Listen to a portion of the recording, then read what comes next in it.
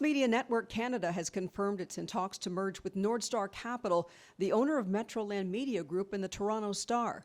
The two publishers reportedly claim it will help save the newspaper industry in Canada that's long been losing advertising dollars for years. Many are concerned a deal means Canadians will have mainly one voice when it comes to newspapers across the country. Toronto Metropolitan University journalism professor April Lengren is watching what happens very closely.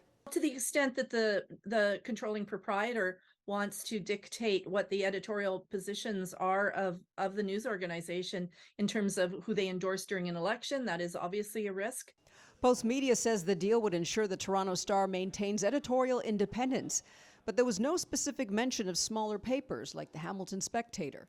At a news conference earlier today in Missisauga, Prime Minister Justin Trudeau acknowledged concerns. This is a proposal that is being carefully looked at and analyzed. I know the Competition Bureau and others are going to be taking looks at it because this is a significant step.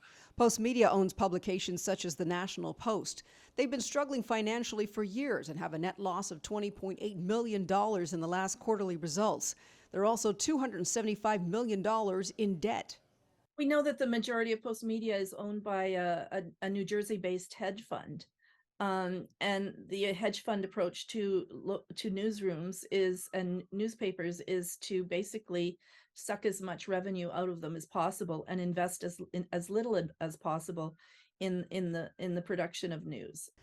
Media provided a link to a statement on its Twitter account saying in part that this negotiation is currently in the form of a non-binding letter of intent and they do not plan to disclose any further developments.